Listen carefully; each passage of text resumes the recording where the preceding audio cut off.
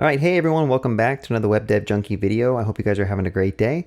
In this video, we are going to add on to the last video of the series where we built out a simple React application on the front end. We connected that to a backend Express application, which is returning just some hello world text. And then we have that displaying out on the front end. So since we're trying to build like a pantry item tracking application, we kind of need a way to store items, right? So for example, if I have like a dozen eggs, I want to be able to store that somewhere, right? I need to be able to put in like a form, an input or something, like name the item and then maybe a quantity. So let's try to add that. And then also we're gonna need a backend endpoint for saving that data. So I think that should kind of take us through the entire segment of this video. Personally, what I like to do is I like to work on the front end first and then kind of add on the backend functionality, versus like having to do Postman or advanced REST client to kind of insert data. So on the front end, let's try to do that. I'm going to go ahead and go to the front end. And for right now, we're just going to keep on adding a lot of functionality to the app.js, and we're going to refactor it as we see we need to. So the first thing I would probably do is let's try to get like a form going with an input box and a button where you can submit the form just to save something. So let's just go to this app component. And I'm going to go ahead and get rid of a majority of this code, except for that message that we're rendering out. All right. So now what we're going to do is we are going to try to make an input box where we can type in the name of the food item. So let's just go ahead and do that here. I'll make a form. Now forms are typically the DOM elements you use for like submitting things to the backend, but you can kind of omit the form if you want. But inside the form, what you typically do is you nest different like input elements or select boxes and stuff like that. So I'm going to make an input here and I'm going to give it a name of, I don't know, I'll just say like item. And then also it's probably nice to add a button here of type submit, so that when someone clicks on this submit button, it'll basically take the name of the item and save it to our database. All right, so we're zoomed in quite a bit here, but hopefully you get the gist. So I can type in like eggs, and I want to be able to click add item and have that form do a backend post request. Okay, so let's just try to work towards doing that. You know, what would also make sense is have like a quantity. And I think on the input, there's a way to put like an amount. So I'm going to Google that because I don't know off the top of my head. Input number, type number. I think I use say type equals number to that.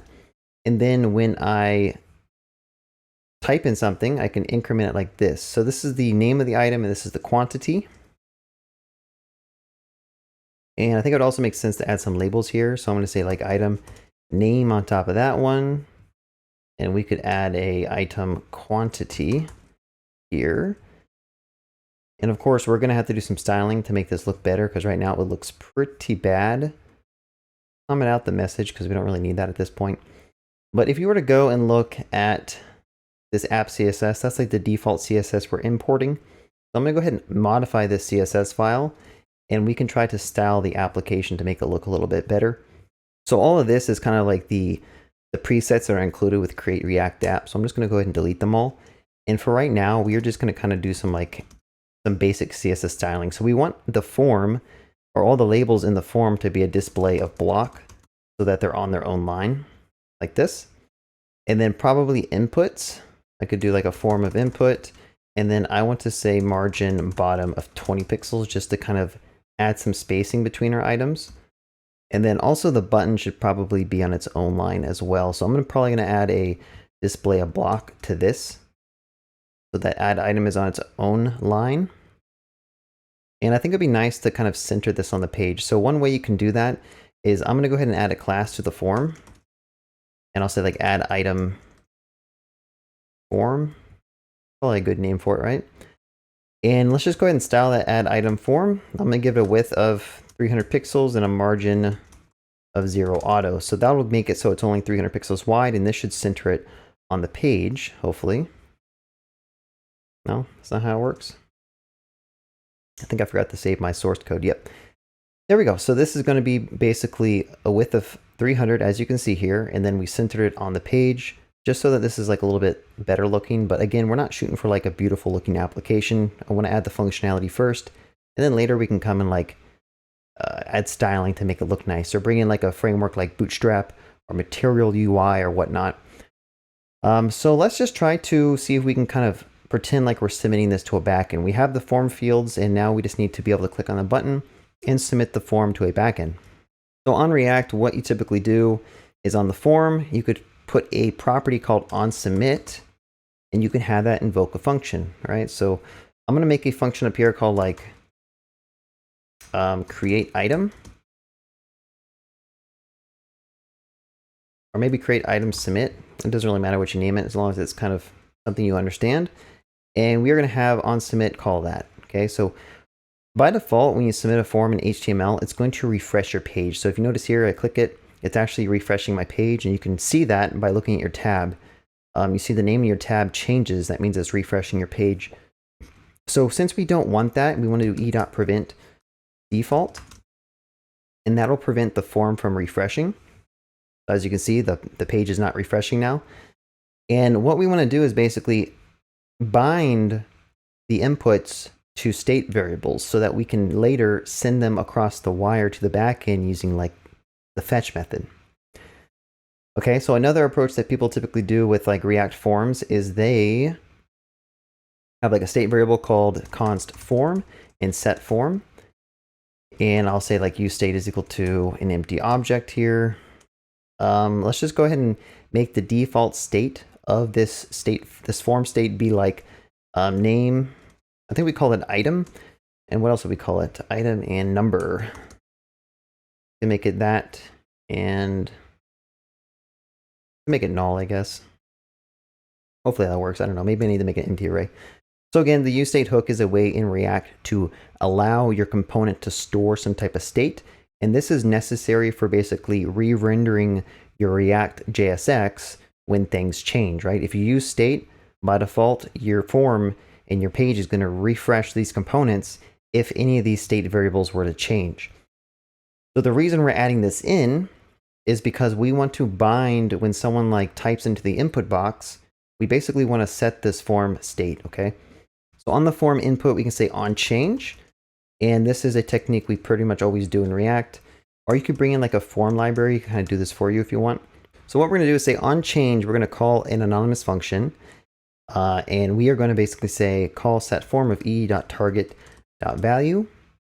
I think we also need to do, okay, so typically in React, when you're like setting state that happens to be an object, you want to do the splat operator, and you want to say, take the original value of the form and also combine it with whatever the input is. So I'm kind of like, I don't know if I'm explaining this too well, so let me try it one more time. So when someone types into the input box, we basically call set form.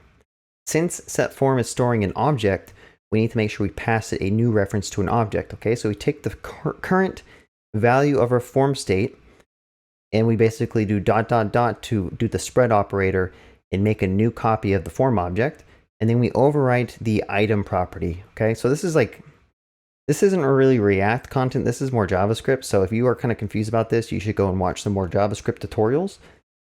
But this basically, I can show you, if I do the same thing for the other input, but instead of overwriting item here, we can overwrite quantity.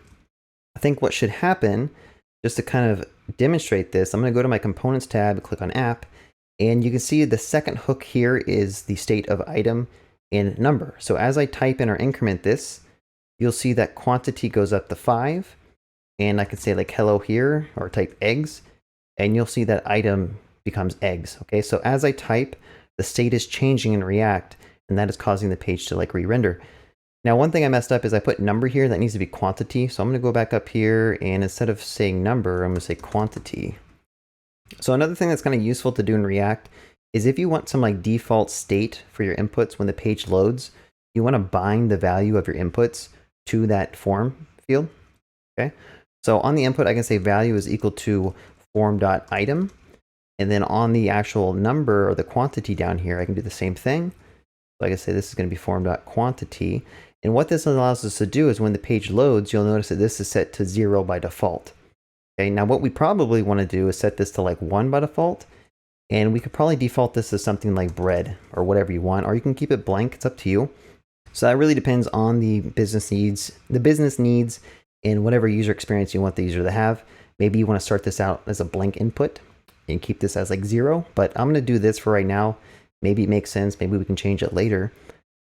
Lastly, we probably want to add like a title called like add an item. And that looks pretty bad, so I'll put it inside the form. I don't know if technically you should be putting headers inside the form, but I could probably come back and refactor the CSS in a bit. So the next step is when you click on add item, we actually want to submit the form to a backend endpoint, okay?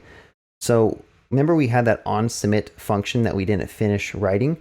This is where we want to take the value of the form and kind of do a post request to the backend. So how do we do that? What you can do is basically call fetch.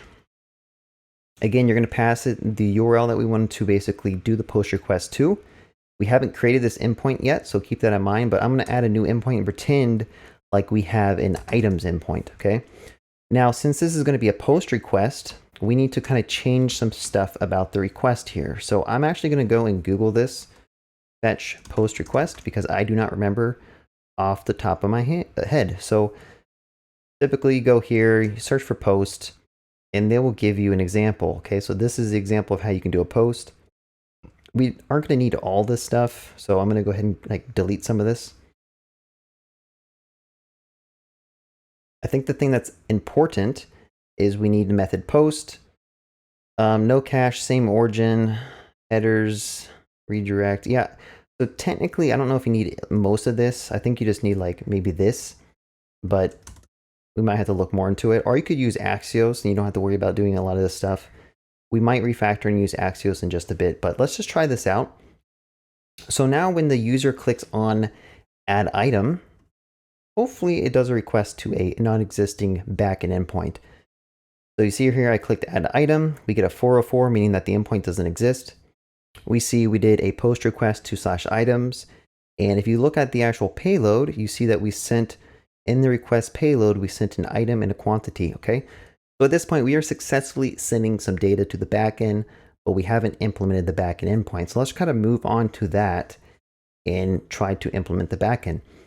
So we can do a fuzzy search in VS Code. You can do Command P and type in what you want. So I'll say server space index, and that'll grab me that file that had that express definition. So remember, we're trying to do a post request from the front end. You remember here, we're saying method is post. So in order to achieve a backend endpoint that can accept that type of request method, we need to do, instead of app.get, we say app.post, all right? And then also we're hitting the endpoints of, what is it, /items. So we need to make sure we put /items here. And just to verify that this is working, I'm gonna do a console log of request.body. And let's just see if we go to our backend terminal down here, when we click on that add item button, we should have hit that backend, okay? So you notice here, it's no longer red. We didn't get a 404 error back. I clicked on the wrong one. And you'll see we got a response back, right? This is returning hello world because we haven't changed this code. We're gonna change this in a bit probably. But one thing you'll notice is that the response we get back says undefined. Okay, so we actually need to set up the Express application a little bit more so that we can accept JSON requests. So underneath this app.use cores, I'm going to say app.use, and I believe it's express.body parser, like this. I kind of forget how to do this, so I might have to go Google this as well. But they kind of changed how some stuff works in Express. Let's see. Oh, is it express.json? Okay, you just do express.json. So I'm kind of going off of some faulty memory right now, but you just do express.json, and I think that should allow us to do that request. So let's go back to the application, click add item, and go back and notice that it prints out item of bread and quantity of 1. So we actually have that JSON payload that we sent from the front end, and we can access it with request.body. So I'm going to say item is equal to request.body, and we can kind of just return it back, kind of like echo back the thing back to the user, just for brevity right now. But ultimately what we want to do is we want to basically write this to a database, okay? So we haven't included Mongoose yet, so let's try to install that. I'm going to say npm install mongoose. And I don't know if you also need to install Mongo. So let's just go ahead while that's installing, go to mongoose.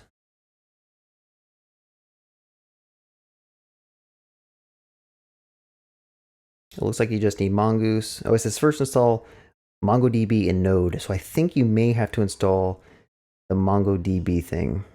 No, I think it's good. Sorry, I'm trying to go off of memory a little bit. But now that we have the mongoose thing set up, I'm just going to start my server. What we could do is minimize this so we have some real estate here. We can just follow the tutorial, and it looks like you just need to call mongoose.connect, right? So we can call mongoose.connect first. They're using await here, but I'm just going to do promise chaining. So I could just say .then, and then we can call app.listen. So once we've successfully connected to the Mongo database, we're going to start our server.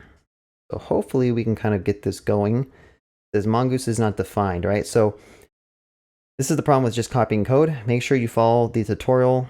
Make sure you actually import the mongoose package first. So I'm going to go ahead and import that here, save the file, and let's see if we have any issues. So I'll be honest, I don't know what most of these booleans or flags do. You might want to go read up on them, but I'm going to change my database to call like a pantry tracker. I think you can do hyphens. So I should tell you, I already have MongoDB installed on my machine and it's running locally.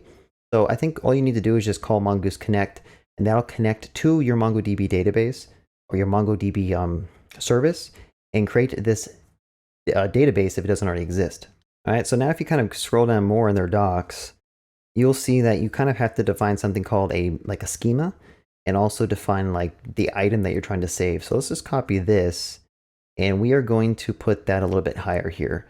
I'll put that up here, and bear with me, we're going to refactor all this into separate files in a bit, but for right now we're going to keep it kind of simple. So the item is going to be the name of our schema.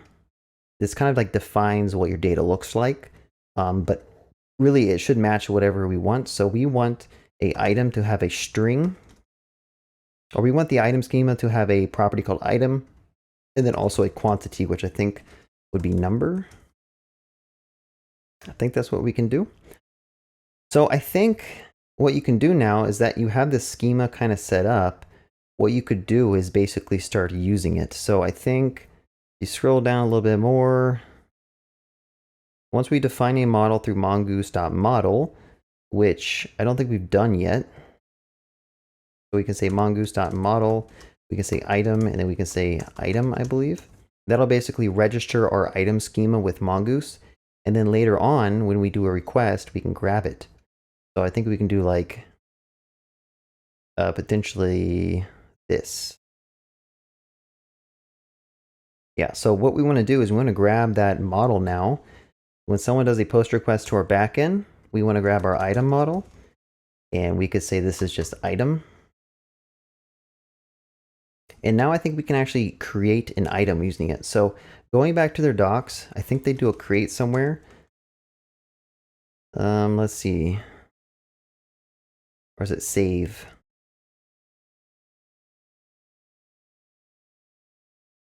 Okay, so they use save. So I think the way you use Mongoose is you say like, you can make a new item. So I'll say my item is equal to new item model. And we are going to pass in the item that came from the front end. Okay, so recap, we get the item that's in the request payload. We are grabbing the item model, which kind of defines how you can save stuff into MongoDB using Mongoose. And then we are basically making a new item object. Okay, so this is basically, you need to do this to be able to save stuff into your database. And then at this point, we can say, await my item.save. And I believe if I put async in front of this function, that should, I think, save it to the database. So I'm just going to go ahead and print out what response is here to make sure that this is working. I think if it's working fine, you will see it print out like added 1 to your console. So let's try going back to the UI. I'm going to click add item here, and it didn't crash. And we got back an item here that says ID of this. Item is bread, quantity of 1, like that. So what I'm actually going to do is I'm going to say rename this variable from response to created item, and I'm going to return that back to the user. All right, so now at this instance, when someone tries to create the item and we look at the payload, we'll see that we did the post request to that endpoint. We sent in this data, but now we get back from the backend that mongodb instance of an object, and it also has an ID on it. This is kind of important. Basically, you need to assign unique IDs to your models on your MongoDB database so that you can easily find them later on. Right? We're going to be using this for like removing and updating various items that we have in our system. But that was basically the whole flow. I mean, like we have the front end connected to a form. When you click submit, it sends data to the backend. The backend is grabbing that request body. It's basically making a new mongoose item model. We're creating a new item model, and then we're saving it. This is the actual action that saves it to the backend, okay? So the moment you call this, it's going to put that into your database. And then we just return the created item back to the user. Now, a little bit of refactoring, some things we always do, or what I've seen other people do, is they'll make like a models folder here, and they'll put their model here. So I could do like item.js, and I could just take that code and basically put it inside of this file. Make sure I also import mongoose here. And then we just need to make sure that, actually we don't need to do anything else other than that, I don't think. So this will basically register that item into mongoose. So as long as you import that file somewhere, so if I just do like require model/item, I believe that should set that model up and allow us to use it. And then we don't have to like do all this other stuff directly in our code. Kind of cleans up our code a little bit. Now I do want to verify that this works because sometimes you can break stuff by refactoring, but it looks like it works. Not getting any errors yet. Or did they? Hold on, let me try it one more time. Yeah, it looks good. Just keep in mind, there's a lot of different ways you can structure your application, right? I've seen people do like this, have this export a model, and then you can basically require it from your components and stuff. It's really up to you. This way works fine as well. Now, a second thing I want to do for refactoring is I want to put these endpoints into a different file. Right now, it's kind of messy to have all these endpoints existing in the same file. So I'm going to make a new folder here called routes. And inside of this routes folder, I'm going to make a new one called like, we'll say like create item. I like to have an individual file for every action or endpoint. So I'll make one called create item. And we can basically just copy all this code out. So I'm going to copy all of this code and put it in the create item file now. And this is going to be basically a function that actually, let me undo some stuff. I think I'm getting ahead of myself. I actually want to copy just this async part, and that's what's going to be inside of this file. So I'm going to say module.exports is equal to this. And then I want to make sure that I import some things. I think I need mongoose. I think that's all I actually need. I need mongoose, and that's it. All right, so now that it's in its own route file, I'm actually going to import it here. I'll say require ./routes/create item. All right, so now I think this is a little bit better. We can kind of refactor this later. This endpoint's going to go away, honestly. But so this is one approach that you can do to kind of split up your routes into different files. Again, there's like 100 different ways you could potentially structure this, but I might go and read up like the best practices ways of doing it, because I'm kind of just going off of whatever works pretty well. But as you can tell, as we get more and more routes, we're going to have to split these out into smaller files. And what I like to do is make sure that I'm not having like many files or many lines in the same file. Yeah, so I'm trying to think if I'm maybe forgetting anything. If you have any like comments or suggestions, honestly, we can kind of remove this endpoint now. I think we've verified that we can connect to the front end and the back end together. And now we don't really need to do like all of this message fetching stuff. So I'm gonna go ahead and remove all that. and make sure that everything still works as needed. And let's try it again. Yeah, it looks like everything's still going. All right, so now I think I'm going to wrap this video up, but a quick recap is we just added an endpoint where you can create new items, and we kind of connected that to mongodb. And we use mongoose to basically create a model that you can use to store that information. And then later we'll see that we can use this model to basically do queries and fetch items based on their IDs or certain values. But we'll see how useful those methods will be in just a second.